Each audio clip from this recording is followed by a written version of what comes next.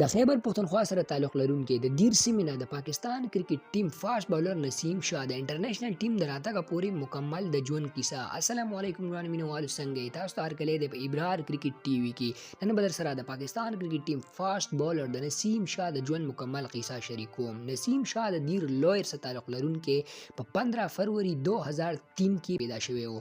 د بچپن نه د نسیم شاه د کرکټ سره ډیر شوق و، لیکن د نسیم شاه والد صاحب دا نه غوښتل چې زما زوی د یو کرکټر شي. د نسیم شاه والد صاحب غوښتل چې زما زوی د یو ښه تعلیم حاصل کړي او یا د بهر ملک ته لاړ شي پیسو ګټلو لا.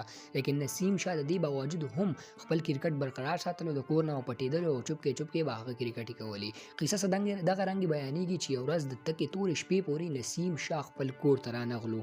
نو نسیم شاه ویلي چې زما پلار به ودی او زه به کور ته په دیوال واوړم. څنګه چې هغې په دیوال باندې کور ته راوړېدلو نو نسیم شاه پلار په دروازه باندې مکمل ولاړ و او د نسیم شاه یې ډېره زیاته پیټایي وکړله. لیکن د هغې باوجود هم نسیم شاه د خپل کرکټ شوق برقرار ساتلو. د نسیم شاه والده صاحبه به نسیم شاه ډېر غټ سپورټ کولو په کرکټ په اړه، او د هغې مشر رونو به هم ډېر غټ سپورټ کولو.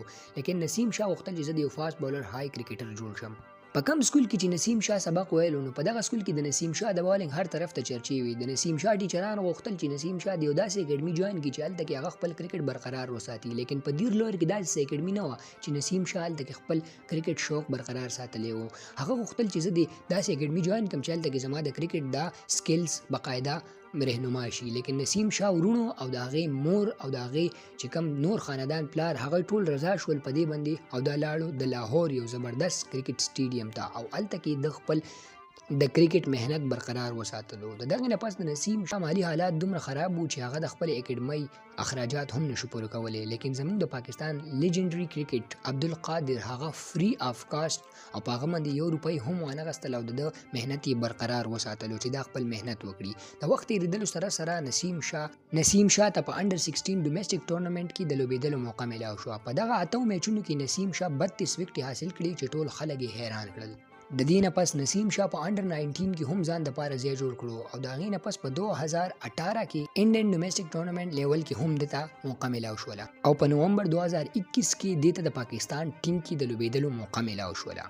د دغې نه پس نسیم شاه ته په اسټرالیا کې د ټیسټ میچ لوبېدلو موقع میلاو شوه او نسیم شاه دا غوښتل چې پیلنی میچ به زه هم ګټم او د خپلې مور په نوم کوم به. لیکن پیلنی میچ چې نسیم شاه د خپلې مور په نوم کړی او په دغه ماسوتن باندې نسیم شاه والده صاحبه وفات شوه او نسیم شاه ډېر زیات خفه شو او دا یې غوښتل چې زما د مور چې کوم خوابونه هغه مکمل پاتې نه شو. لیکن نسیم شاه واپس دوباره خپل مهنت برقرار ساتلو چې زما د مور د مرګ نه پس به هم زه د مور ارمان پوره کوم ځکه چې هغې زما سره ډېر زیات سپورټ کړی دی. دغې نه باوجود بیا نسیم شاه یو برانډ جوړ شو کله چې د افغانستان او د پاکستان کرکټ ټیم تر یو بل سره میچ وو. په دغه میچ کې نسیم شاه چې اخره کې کومه کارکردګي وکړه د دغې نه نسیم شاه والد صاحب نور زیات هم اپریس شو. امید لرم ویډیو خوښ وي. که ویډیو خوښ وي مخکې ملګرو سره شیر کړئ. ملاویږو پر روانه ویډیو کې تر هغې پورې خپل ورځ د شاهد له ورکړئ. اجازت والسلام.